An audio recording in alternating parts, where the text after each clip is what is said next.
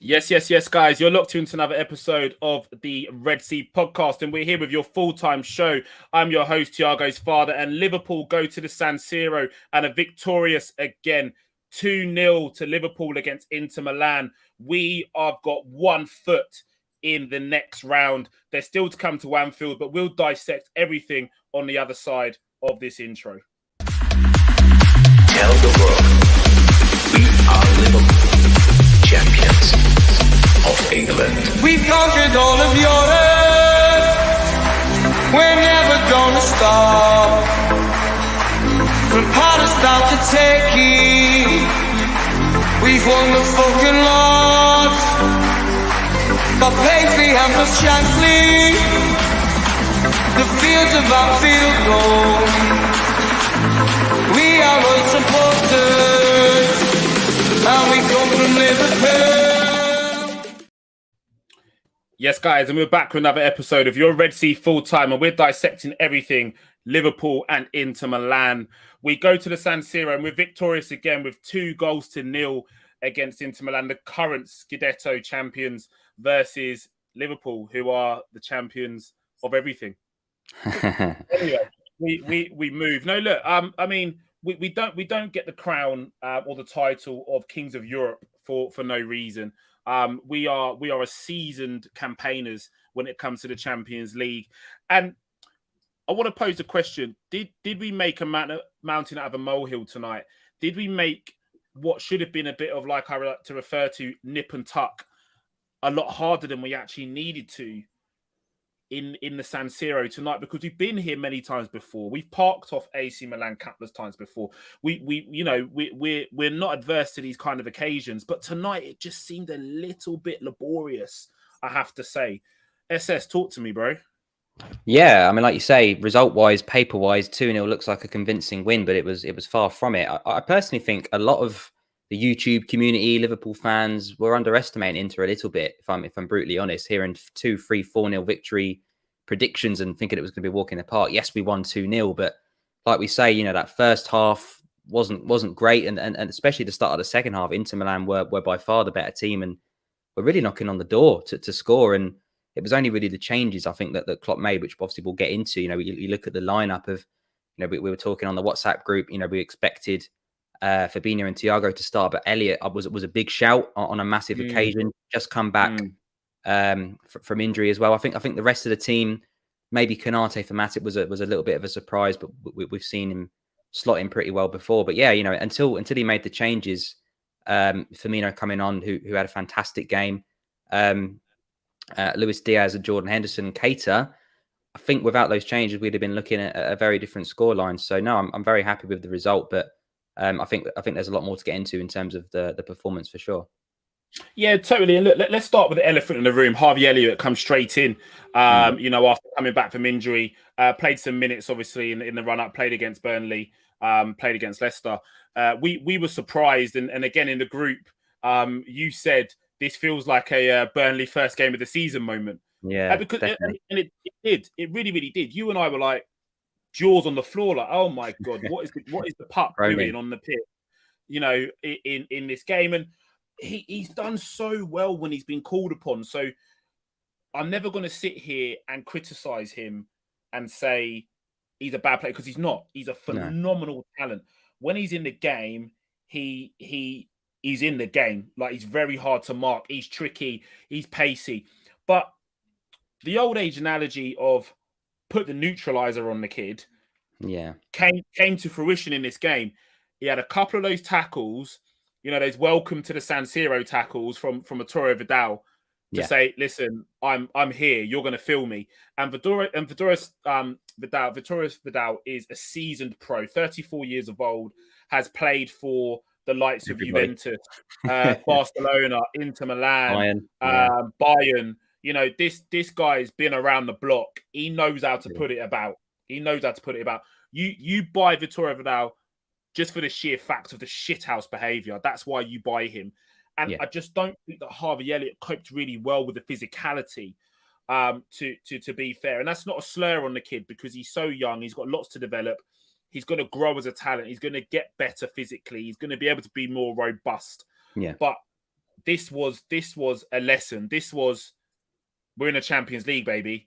Yeah, every time. I mean, he was out for so long. He's 18 years of age. He came back against Cardiff in the FA Cup, which, with all due respect, is not Inter Milan in the Champions League. Far from it. And he didn't actually kick a ball against Burnley. So I felt, like you said, we knew this was going to be a physical game. I think even if he'd have got half an hour, 45 minutes against Burnley, that would have been helpful. But to chuck him in cold, he's had 6 months out and a cameo against Cardiff. He's not ready for this game. It's not that he's not good enough. He's just not in the right kind of form, the right kind of flow for a game of this magnitude on this stage. And I think it definitely showed tonight. He didn't play badly, but I think he made a good comment in the WhatsApp group. He was losing the physical battle. It's a fact. He was getting shoved off the ball too easily. So, we had Fabinho in there who does a lot of work. Thiago's not the most physical. You want to get him on the ball. So you really needed another physical player in that midfield, because the midfield battle, especially without Firmino dropping in there like he does with Jota instead, it was being lost. So I was quite surprised to see Elliott. I expected Henderson and Keita to maybe share that position tonight. One of them start, one of them to come on. And, lo and behold, when they both came on the pitch, the game definitely changed, didn't it? So, yeah, in terms of the lineup, I think Harvey was a bit of a big shout. I think he could have done with maybe a couple of Premier League games before being chucked in something of that kind of stage. But yeah, I mean, again, I think he'll continue to be included in match day squads, in match day 11s, because Klopp's clearly got loads and loads of belief in the young lad. Yeah, I mean, it's a vote of confidence from the manager when he turns around and goes, "No, I'm starting you." Yeah. That is a huge vote of confidence, and I can't sit here and get at Jurgen Klopp for doing that, because he's a young player. You want to give him that because he's got a bit of needle about him. He's got a little bit of that attitude, that swagger that you expect from a young player.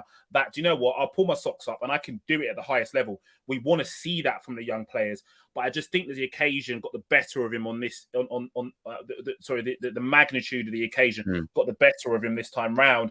And you and I, as I said, we were both screaming for changes, but we were going other ways. You were shouting for Captain Marvel, Captain Fantastic, Jordan Henderson.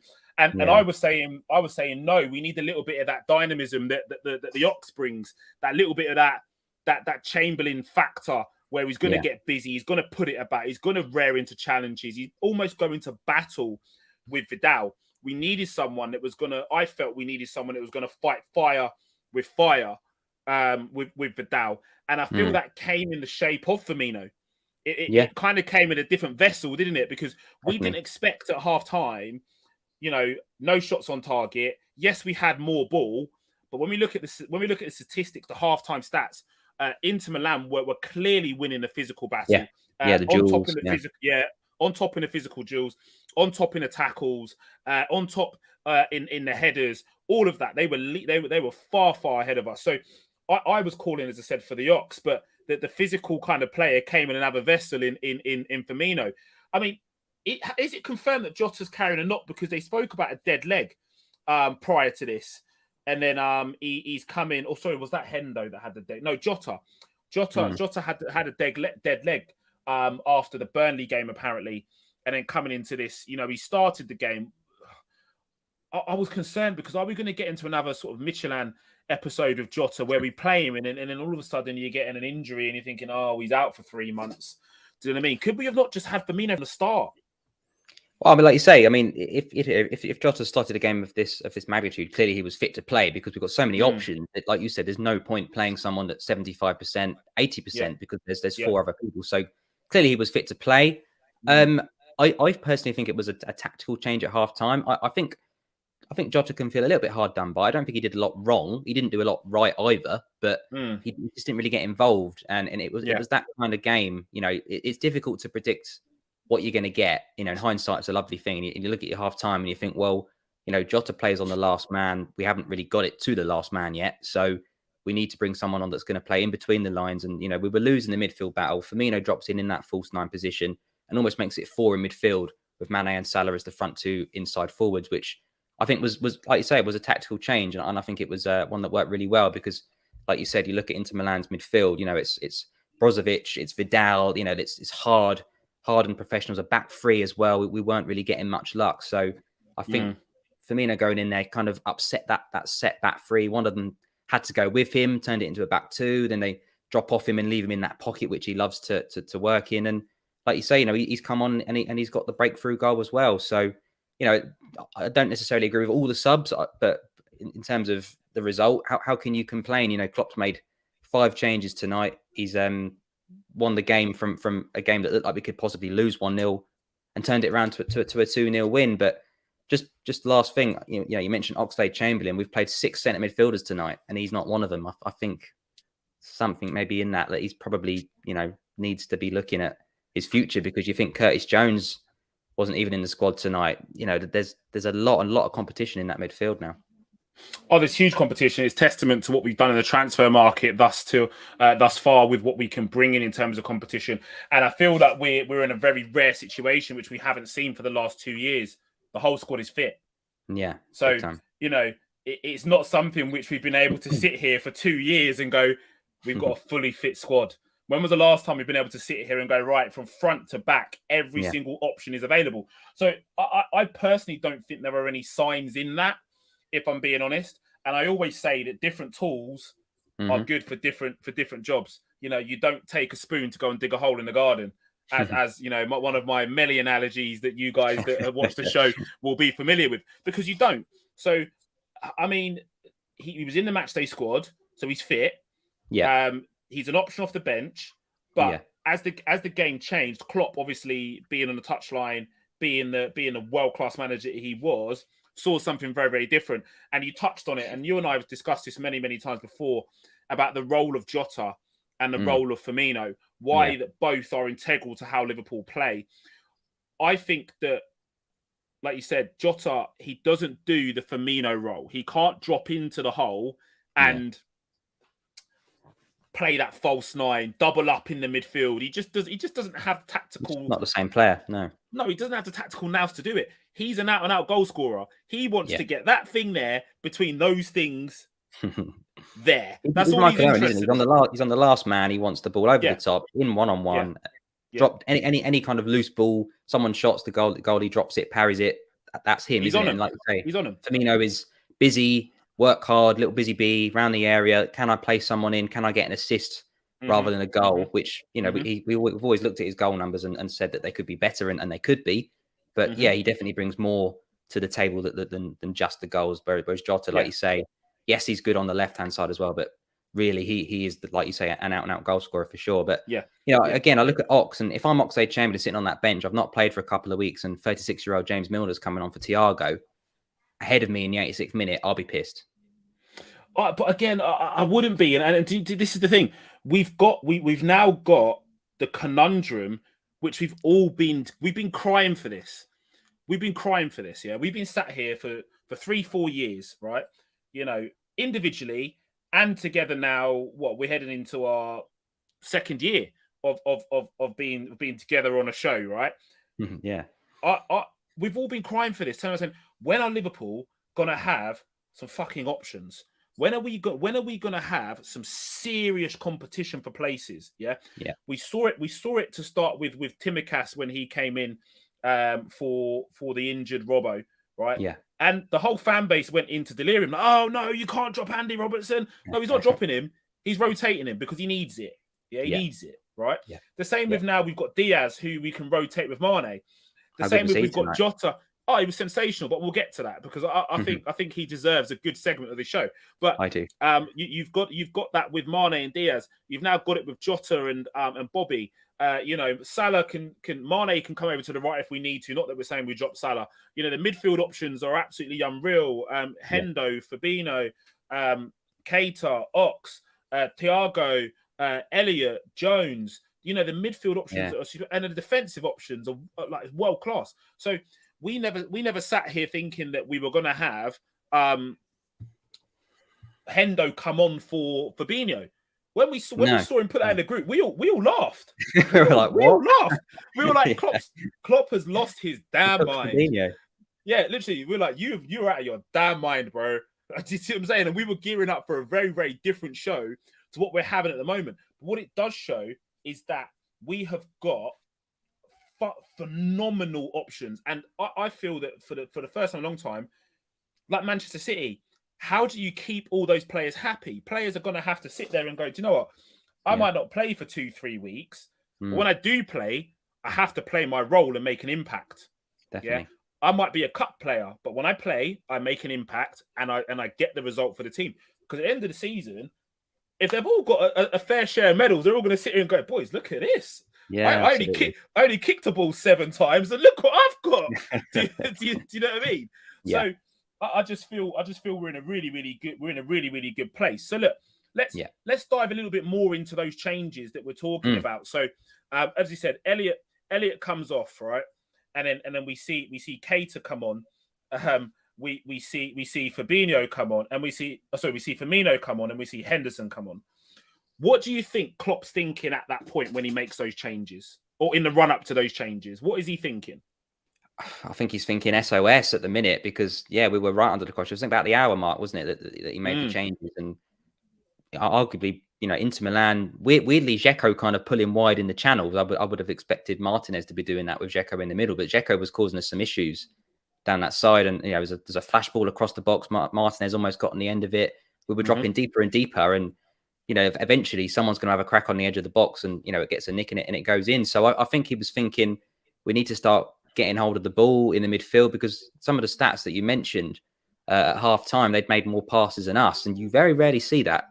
Maybe when we're playing against Man City, but other than that, Liverpool's passing totals is usually pretty far ahead of the opposition. So I kind of get it in a way. Fabinho comes off, Henderson comes on in the DM role, almost as the kind of quarterback, and then you've got Keita, who actually I think had one of his best games for Liverpool tonight. I think he came on, it was really, really good, really busy, winning tackles, really aggressive, coming out of a tackle with 2 into players and still with the ball and finding a player as well. And, he kept Thiago on to kind of keep things ticking over. So you had a real good mix of midfield in there and all fresh, against an Inter Milan midfield, which is aging as well. So I think that was a really good change. You got Firmino that's come on at halftime as well. So you've then got almost 3-4 new players in that midfield that didn't start the game, and Inter Milan have been getting on top of that midfield battle, and suddenly a battle they've been dominating for an hour. They've now got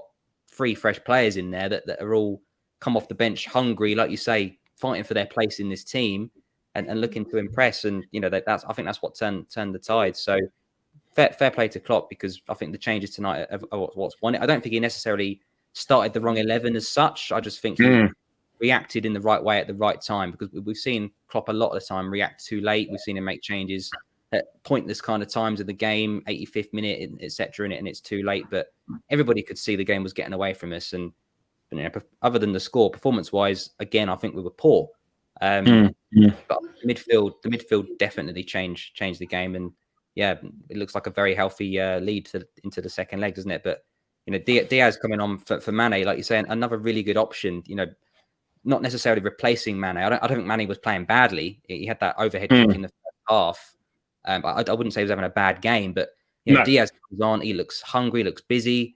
He's taking players on. He's direct, chances created, and again that right back for Inter Milan is thinking, God, I've just dealt with Mane for an hour. I've now got a fresh Diaz coming on. And I ended up taking off. I think was it Dumfries? Dumfries, Dumfries. He was absolutely knackered. Yeah, but you wouldn't be against those two. But this is it. And like you said, Mane wasn't having a bad game. He was busy. No. He was bright. He was getting involved. He was getting stuck in. He was looking to run off the last man. But what Diaz done was gave us something different. It was that dropping in slightly deeper and looking to link things up.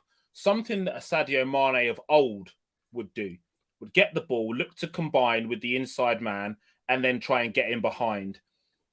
Diaz was just on it. From the moment he got on the pitch, it was like, right, how can I hurt this Inter Milan back line? How can I trouble them? How can I give them something to think about? Yeah. What can I do to make them panic? And like you said, it was just like, oh my God, I've had Sadio Mane for 60 minutes. Like what? Like he probably looked over at Inzaghi and gone, nah, mate, not having it. Not again. Do you know what I mean? Yeah, like literally, guys. I just want to quickly get in some of the comments, and really bring you guys in. Yeah. This seems to be whirling in the comments. Let's dissect this, because I don't see it. We're talking about, we've got please talk about Trent 0 out of 10 performance. I don't see it. I think that's harsh. I don't see it. Look, and this as well. Trent was on something else tonight. I mean, there was a chance. I don't There see was a it. chance when Zeko's trying to find the ball across to Martinez, and Trent blocks it. And without that block, a bit like the Canate one in the first half, it's a goal. It's a tapping. I just think that we're so used to seeing Trent attacking freely, yeah, getting up and down, winning the ball, getting in advanced positions, whipping balls in. But let's be clear, he's up against Perisic tonight. Perisic is a top winger. He knows how to exploit spaces. So if you're Trent, right, you're sitting there thinking, if I vacate that space, Perisic is going to occupy it. He's going to force me back, and that's all that happens. So it's a battle of wills, and that ball, and especially the formation that Inter Milan deployed tonight, they were playing with wing backs. Yeah, they were playing with fullbacks. Yeah, so they've got spare men in the middle of the park. So I think we're being really, really harsh on Trent, regardless of whether he's got outpaced by Perisic. Perisic isn't a slouch. He's a top player. He's a top player. Like, let's not sit here and think because Perisic is 32, whatever, not 33, that he's losing a yard of pace. Perisic's the top individual. He knows how to get into those places. He is what I would refer to as a budget Ribéry. He's a budget Ribéry. Like, he is. Like, let's be honest. If you ain't got money for Ribéry, you go buy Perisic. That's what you do. I think that's right. I think that's why we struggled in the first half. I think they dealt with Robertson and Trent in terms of an attacking point of view. I think they handled them really well. I think that's why we were struggling. That's why we had to try something different. Bring on some fresh midfielders, which you can't change your midfield three in the Premier League quite as easily as that because you've only got the 3 subs. And like you say, Luis Diaz, he gets the ball on the halfway line. Like you're spot on, like Mane used to do, and run at it from there. Mane now is on the last man, waiting for someone to slip him in, whereas Diaz is looking to drop in, almost like the Coutinho kind of playing on the left when he used to be here, dropping in the midfield a bit, getting it a bit deeper, maybe looking for a 1-2, coming inside and looking to create rather than just waiting on that last man to slide you in. So, yeah, I agree. I think they dealt with us well in the first half, well for the first 15, 20 minutes of the second.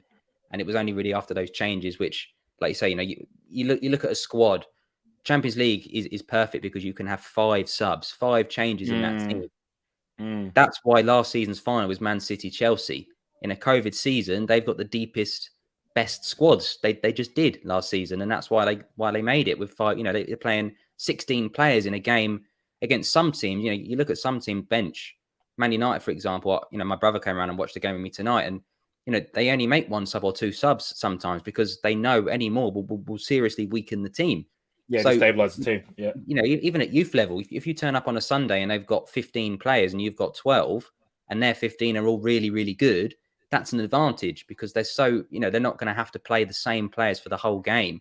And it's exactly the same at the top level. We've played 16 top players tonight. You look at our bench tonight, with all respect. I mean, Elliot maybe could be included, but there's no under 23 players in there that are just here for the ride, Tyler Morton or anybody like that gets named because you have to name a really big bench. I looked at Man City's bench last night.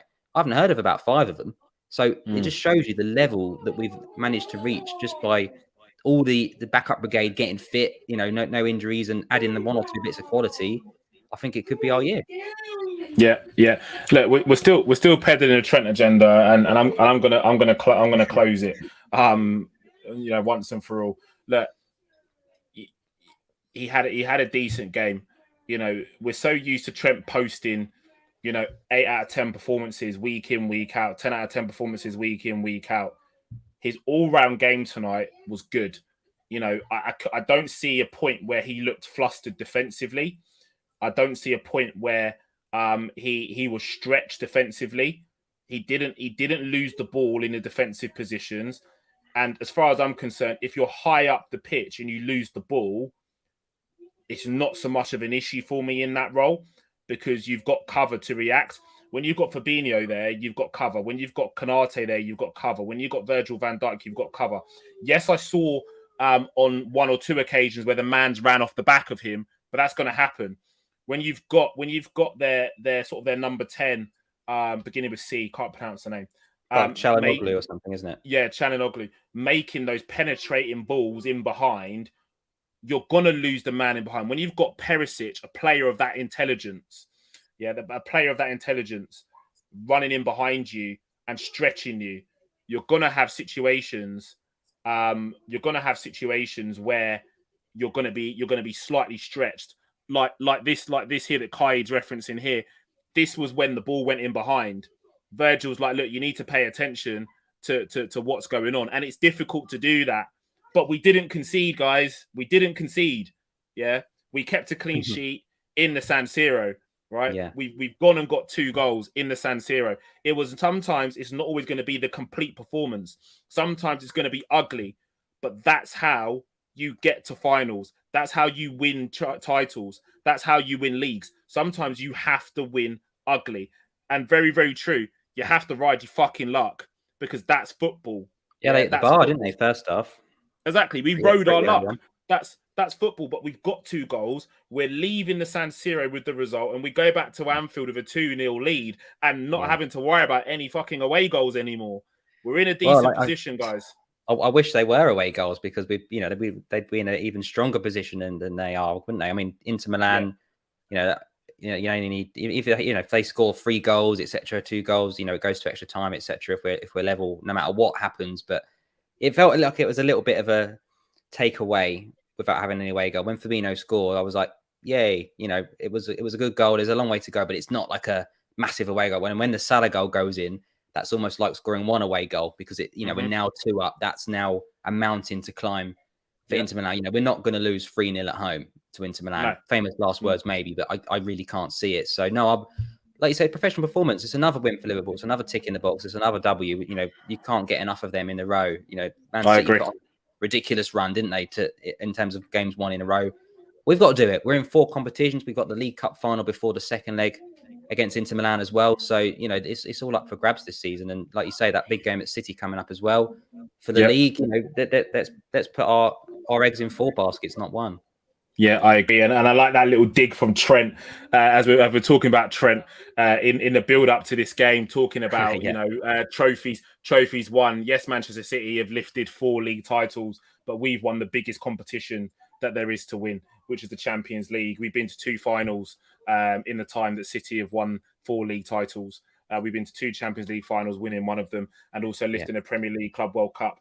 In that time as well. So I don't look at City's title wins and go, oh, I wish we had more titles. I look at it going, we're the only fuckers that have pushed these lot because the league has been so poor, for the last 4 or 5 years. We're the only ones that have actually been there. And Pep referenced it as well when he was asked about the Champions League, going, look, you've swept aside and scored goals, scored at every opportunity of asking. Surely you're going to win the Champions League. And his answer was no. There's the little conundrum of Liverpool of they've pushed us every single year. They are unbelievably good at just being a thorn in our backsides. And I think that's how it is. We just have to be a thorn in their backside because ultimately Manchester City and the embarrassment of riches that they have, they've scaled up in a decade to the level of a Manchester United, to the level of a Liverpool, to the level of a Chelsea in only 10 years. It's taken clubs like Liverpool and Manchester United decades upon decades to scale up to that level. So, it can only be admired in terms of what Manchester City's done. Whilst we hate it, we can still hate it, but we can also admire it at the same time. So look, let's get into the goals really, really quick as well, because we haven't dissected those. First goal was obviously the Bobby header. Ball played in from the corner, the blindside run, and he manages to get in front of the defender and kind of glance it towards goal and leaves Handanovic, who was arguably a fantastic goalkeeper, a long-term custodian of the Inter Milan goal, for dead when it's going to the back post. Talk us through it.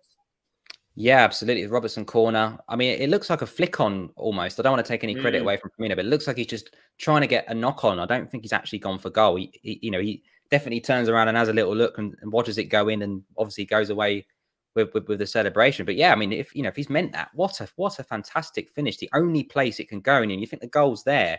He's all the way over here. The angle is ridiculous to actually flick that on. It has to go in between that far post and the goalkeeper's hand, and it's a perfect finish. And yeah, I mean, it's it's one of them things that we've mentioned. Would you prefer Jota off the bench as an impact player or Firmino? And I think you could do either, depending on how the game's going. I think depending on the opposition that you're playing against, and as you famously say, different tools for different, different jobs. Firmino came on and changed the game. I think he was the match winner. If I'm brutally honest, I think he is the guy. He was the catalyst. He was the catalyst. He was the guy that changed it. And you look at the mentality. Yes, we scored. Inter Milan are a little bit disappointed, but their heads will go down like it's an away goal. And I'm just thinking it's the first knockout game this Inter team have ever had, because it's the first time they've been there in 10 years. So, it's only probably Handanovic that's remaining. And Liverpool, we've been here, we've done it, we've won it, we've got to the final and we've lost. We've done our homework. Man City have now reached the final and lost. Now the next step is for them to go and win it. But in Champions League, it's different. It's mentality monsters. And when we got that 1-0 up, I always felt that we were going to go on and get another one and wrap it up. Inter Milan 1-0 down at home, they should have been like, right, okay, that's fine. We've got 15 minutes left. It's not an away goal. Let's go and get the goal. But they look so deflated. It looked like we'd knocked the stuffing out of them. And we shouldn't have done that. That shouldn't have made their heads go down. It's only 1-0. It's not an away goal. But Liverpool, they get ahead and they turn the screw. And like you say, we end up getting another one. Yeah, I agree. I mean, Bobby came on, and when he came on, you can see he was trying to do things. He was trying to get involved. He was trying to track back and nick the ball back. It was a bit scrappy at times because Inter Milan made it very scrappy in the middle of that park. And the odd time he emerged with the ball, but also he's having the ball nicked off his feet. So I think that was that kind of game. It was really compact, tackles flying in, lots of aggression and anticipation from the Inter Milan midfield, which made it hard to play in there. But from my perspective, I think Bobby had a solid game. He plugged away. He was trying to bring people into play, doing what Bobby does, and ultimately, we again, he's contributed. He scored the goal. Then we talk about the second goal. And in the run up to that, we had a couple of opportunities. Inter Milan looked under pressure. They were playing the ball out prior to the first goal with ease. They were like, yeah, no problem. We'll play. We'll continue to play. We'll keep playing. And Liverpool were normally very, very good at pressing high up the park and making it difficult. But Inter Milan seemed to cut through us like hot knife through butter, and made it really, really easy to get out past our press. As soon as Bobby came on, it was a lot more difficult. There was a lot more panic there. Because what it allowed Mo to do was to go in deeper, to go in higher and actually press the fullback who was actually receiving the ball. No, big time. And like you say, that they ended up becoming deeper and deeper and deeper in their defense, because that, like you say, the high press, which usually dies out throughout a game, actually increased with Firmino coming on. And we were pressing them a lot harder and higher than we were at the start. And like you say, the deeper they get, the more chances we're going to get. The ball finds its way into the box. I think Diaz is involved as well, falls to Salah. And sometimes for a crowd of players, you've just got to hit it. It gets a tiny little flick off the defender. Handanovic is enough for him to not be able to move. He's not the most mobile. I think he's 37 or so. Inter Milan have had, or they're told over about 30 years, and then just switch him out for another one. But yeah, it's one of them. It's a little bit of luck, like you said earlier. You definitely need that. But Mo Salah back on the score sheet. It didn't take him long, did it, to get back there? Another Champions League goal, and that should be that. I can't see anything other than us going through now. We're not going to play as badly as that at home. But no, again, it's a good, well worked goal. As I say, Diaz comes on. The defenders drop 2-3 yards because they've been up against Sadio Mane for an hour, and they don't have the pace anymore to go against someone fresh. And like you say, we've not really had that at all ever. We now look at Minamino and Origi coming on. Do they make the defenders drop a couple of the yards and panic like Diaz does? They don't. Not at all. Not at all. Not at all. Definitely and contributed, but like you say, they're not the same. Yeah, and that's no disrespect to Minamino and Diaz in a slot. So Minamino and Origi in the slightest is not. As I said, they're different tools to do different jobs, but they're not going to create the panic that Diaz has done. And guys, as we move to the close of the show, who do you reckon? Assuming that we get through, it should be a foregone conclusion now. Coming back to Anfield, 2-goal lead in the Champions League under the lights, all of that jazz. Who are you fancying in the next round? Oh, good question. PSG look good. I know it was only 1-0, so I'd like to avoid them. They look pretty. I think they'll be going through. There's a couple of weird. We've seen Bayern and Salzburg draw tonight. Buying with a Yeah, late equaliser in the 90th minute. You know, scores going across the bottom of your screens now, guys. If you missed it, yeah. I You'd mean, expect them to go through, wouldn't you, at home?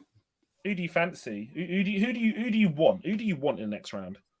I mean, I think the winner of Man United Atletico, I wouldn't mind. There's a bit of rivalry for either of those winners. Benfica Ajax, one of those two, I think we would comfortably beat. I know Ajax had a great group stage, but I don't think it was a particularly difficult group. I'd like to avoid the big boys. I'd like to avoid the Chelsea and the Cities if I could until at least the semi-finals. I just feel the pressure is up again, and we handle that really, really well. So, yeah, winner of Benfica Ajax, the winner of United Atletico. I'd be more than happy with. And I think it's Juventus against Villarreal as well. I'd take either of those as well. Because there are some beatable teams still in a competition. You know, Yeah, like a Manchester United. Yeah, wait till the semi-finals. We'll probably get a Bayern or a PSG or a Chelsea or a City by then, and then it's anybody's game, isn't it? But yeah, I fancy us this year. I really do. Yeah, I don't want to go with one of them TF. It's in the bag kind of comment. Famous last It's in words, a bag. Yeah, I do fancy us. I do. I think we stand a really, really good chance, and ultimately in the Champions League, I'm very comfortable in saying we can go up against anybody. To be fair, because it's been proven. You know, what teams do you know that get Barca back at home and absolutely annihilate them? What teams do you know come back against arguably one of the best Champions League sides of all time in AC Milan and get a result in Istanbul? You know, the comebacks, the Olympiacos, you know, Chelsea ghost goal, the comebacks that Liverpool are involved in, and the controversy that we've been involved in Champions League is endless. So for me, you know, I'll take anybody in the next round. It doesn't really bother me. Guys, in the comments, let us know who you feel you would like to face in the next round, just as we close the show out as well. Your thoughts or opinions are important to us as well. This is Bedhead, by the way. I've just not bothered. That's why it looks different. Well, listen, nothing more. If we're talking about hair, guys, you know, I cut my own hair because I do those things. TF is multi-talented. I'm not sure if you fresh know. with a PH, mate. Looking good in the new training gear. Man. Yeah, we do. You know, this was a gift. You know, very nice. Shall I do a little turn? Do a little turn as well? It is very nice. Yeah, so I'm looking sharp tonight, aren't I? You've gone FKW though, haven't you? That's the only other thing. Listen, you of all people, Mr. Name on the back of my shirt every year, socks as well, cannot come at me. Yeah, brilliant. You Mr. Name on the back of the shirt, socks as well, cannot come at me at all. But yes, guys, well. I am going full FKW. It does look very cool. It does. Yes, yeah, but you know me. I don't do things in halves. No, you don't. Absolutely right. Know, I'm all the way or not at all with me. You are. So yeah, we're heading to we are at the close of the show. So guys, thank you obviously for joining us for your full-time show with us here at the Red Sea Podcast. What we got coming up next week? Good question. We've got Norwich at the weekend. So hopefully a nice little mauling there, which would be nothing else is acceptable.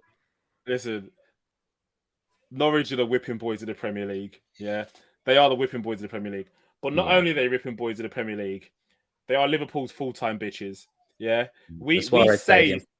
Yeah, with Suarez Stadium, we say when you get promoted, and we also say when you get relegated. Yeah, we leave it at that when it comes to Norwich. We like, look, you have another shot in the Premier League, but we're going to relegate you anyway. We're going to make sure that we relegate you. Look, all banter aside, Norwich are looking a little bit resurgent with Wilder. Not Wilder. Smith at the helm. They are playing some decent football. Ultimately, the writing's on the wall, isn't it? I mean, you know, as it is every season for those boys. You look at Newcastle making it out of the bottom half as well, also making out of the bottom three, and Norwich getting sucked in again. So yeah, I think so. Yeah. I think that those three that are currently there and have been there for the majority are going to go. So yeah, we've got that preview. We've got the full time. We've then got the rearranged Leeds fixture next Wednesday as well. I think that's alongside the Atletico Man United game. So we might be able to keep an eye on that score as well. But yeah, again at home, Leeds are right down there, aren't they? That's got to be 3 points as well, I think. Yeah, but I don't like playing against Leeds because they've got a bit of a nasty. They got a nasty side to them. But Harvey Elliott might want to try and get one over on the fuckers as well. Yeah, So absolutely. And then, of course, we've got the final the Sunday after that as well. So we've got quite a busy week. Got sort of 3 games coming up within the next sort of 7-8 days or so. Yeah, so busy times. we have indeed early score predictions for the final. I'm going with a Liverpool win, obviously.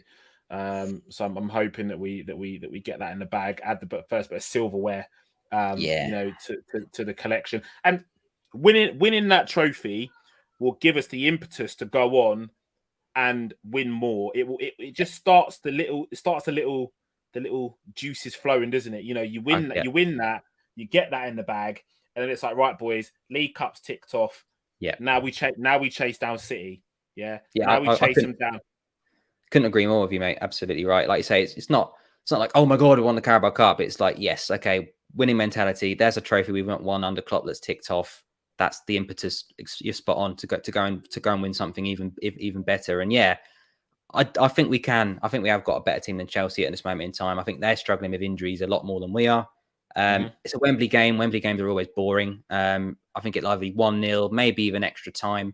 Hopefully not pens, but again, I think we've got the strength in depth to win that match. Hopefully within 90, possibly 120. But I'm going to go for a very sneaky 1-0. So question I'll leave you with: if Liverpool do a cup double and it's FA Cup, League Cup, and we win nothing else, are you happy? Yeah. Okay. Not overjoyed, because one of the big two is what we're measured against now with the team that we have. But you can't not be happy with 2 trophies. Okay, so if we do a cup double and finish second, it's a successful season, yeah. Yeah, if we get to the semi-finals of the Champions League as well, I'll chat that in there at least.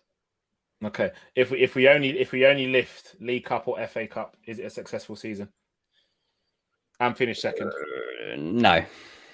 Okay, if we finish second and we win the Champions League and nothing else, is it a successful season? Yeah, if you win the Prem or the Champions League, that's phenomenal.